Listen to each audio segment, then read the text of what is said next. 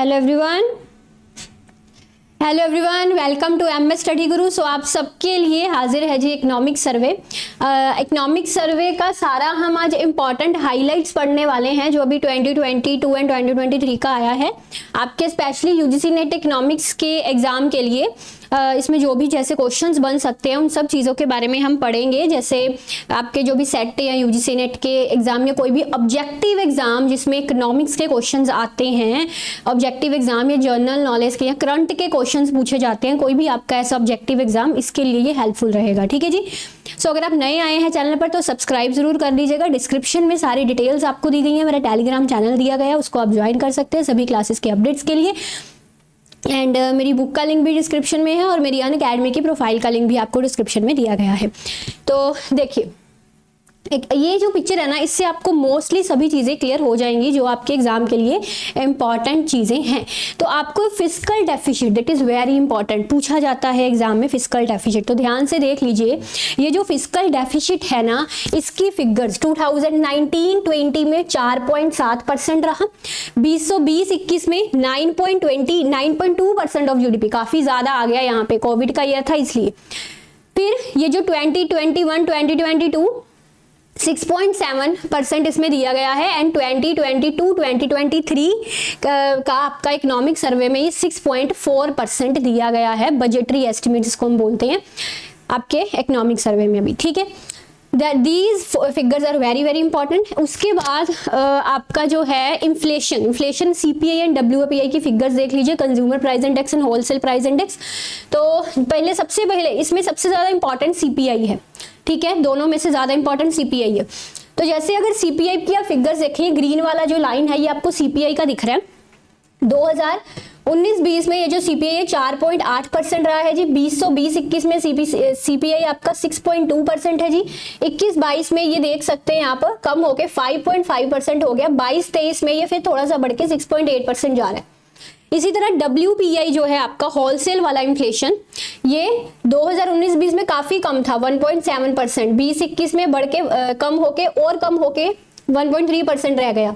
21-22 में ये काफी ज्यादा हाइक होता नजर आ रहा है 13%, और 22-23 में 11.5% ये दिख रहा है आपको। ठीक है, these are some important figures, एक बार देख लीजिए, जस्ट इन फिगर्स को लुक कर लीजिए, एग्जाम में क्वेश्चन आएगा तो, क्योंकि आपको ऑप्शंस तो दिए ही होते हैं तो उससे आपको याद आ जाएगा। अब बात करते हैं फॉरेन एक्सचेंज रिजर्व्स, आपके एग्जाम के पॉइंट ऑफ व्यू से इंपॉर्टेंट नहीं है तो इसको मैं देती हूँ काट। तो जीडीपी ग्रोथ की अब बात करते हैं। जैसे 19-20 में ये ग्रोथ 3.7 रही है परसेंट, फिर 2020-21 में माइनस में चली गई थी जी, -6.6%।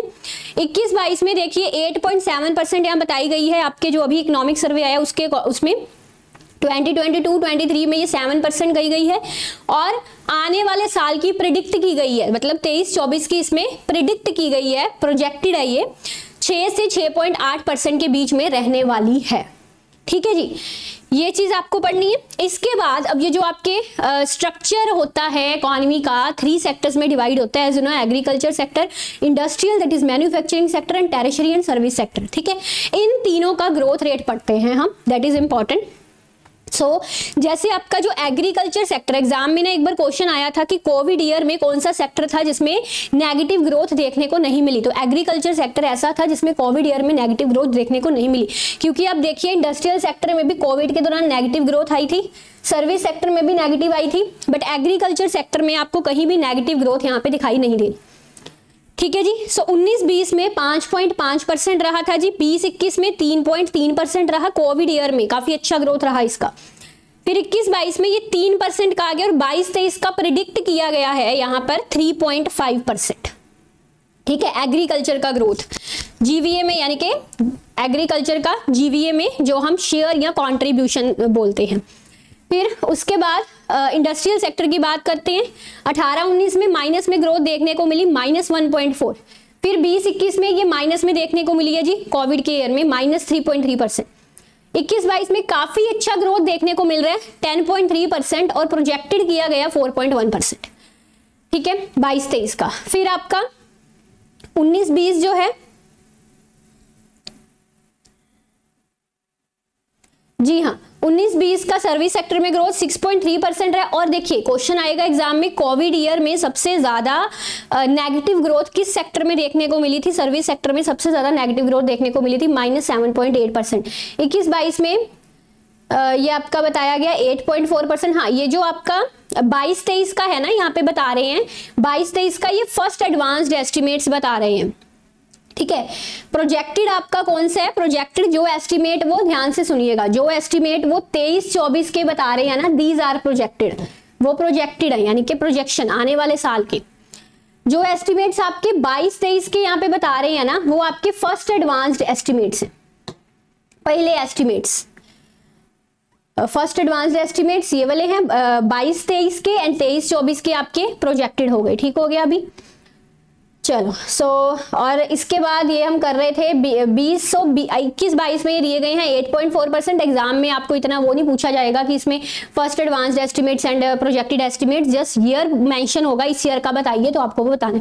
ज्यादा लेटेस्ट ईयर का नहीं पूछा जाता, ठीक है, लेटेस्ट से एक आधे पिछले साल का ही पूछा जाएगा।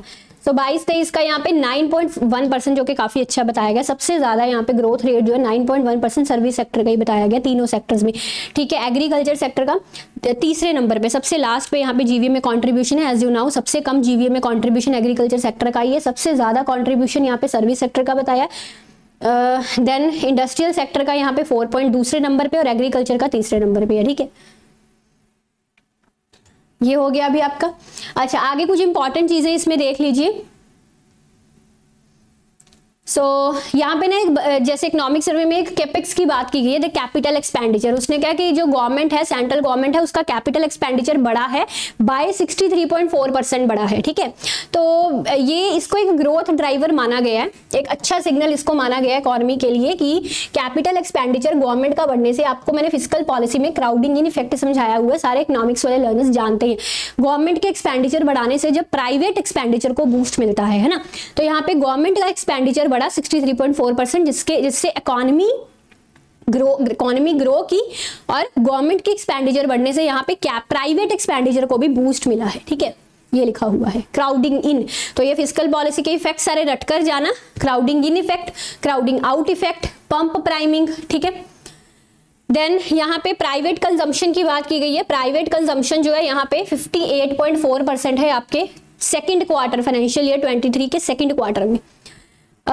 इसके अलावा आईएमएफ की एक रिपोर्ट आती है, वर्ल्ड इकोनॉमिक आउटलुक। पूछा जाता है वर्ल्ड इकोनॉमिक आउटलुक किसके द्वारा दी जाती है? आईएमएफ के द्वारा दिया जाता है ये रिपोर्ट। इसमें उसने ग्लोबल ग्रोथ प्रिडिक्टेड की है, विश्व की ग्रोथ फोरकास्ट की है कि 3.2% से 2.7% हो जाएगी 2023 में, ठीक है जी। इसके अलावा यहाँ पे वर्ल्ड बैंक के द्वारा भी, हाँ, वर्ल्ड ट्रेड ऑर्गेनाइजेशन के द्वारा भी एक डाटा दिया गया।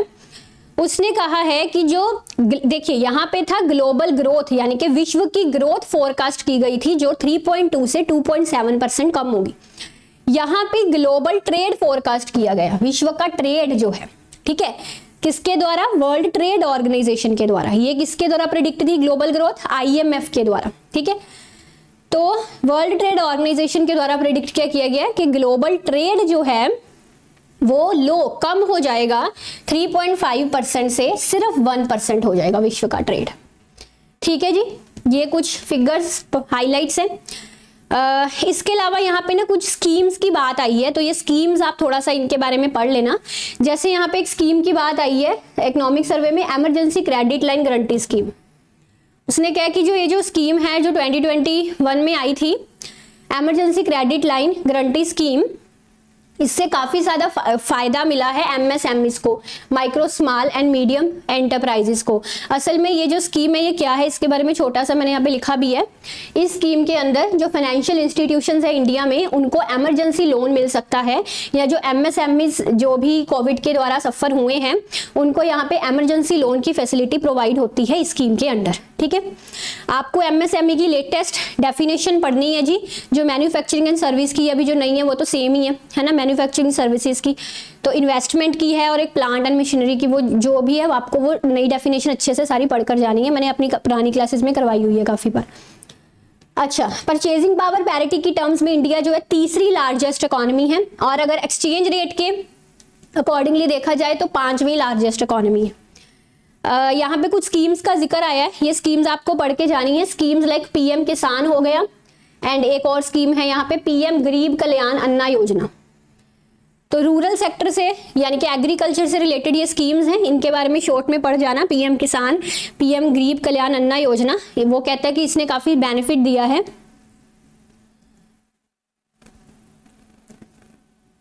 हाँ, रूरल पॉपुलेशन को यहाँ पे इसने काफी फायदा दिया है।